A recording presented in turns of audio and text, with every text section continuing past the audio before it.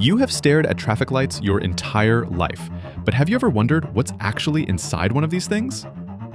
Here's what most people picture: a metal box, 3 colored lights, some wires, and yeah, sure, technically that's not wrong. It's like saying a smartphone is a glass rectangle. Accurate, useless. You sit in front of these things like multiple times a day. They're one of the most common objects in any city on Earth, and basically nobody has ever asked what's actually going on inside.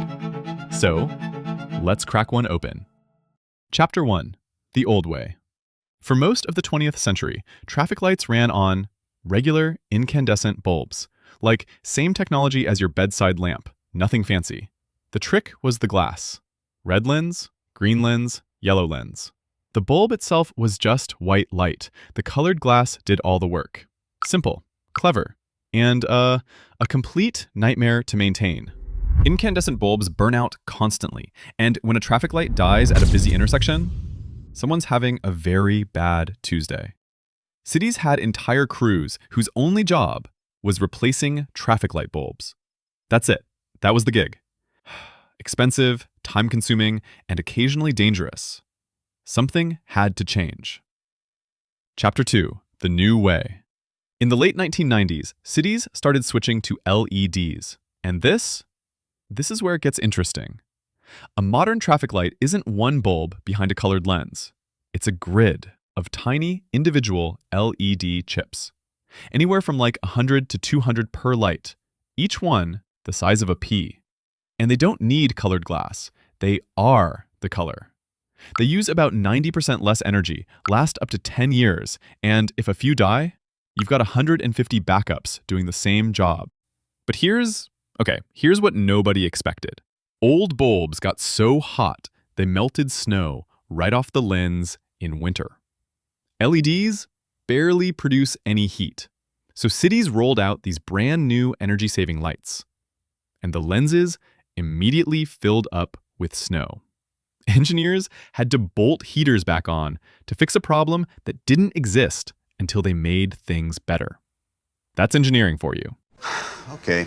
Now, there's also a computer inside. Yeah, a small controller board that talks to a central traffic management system.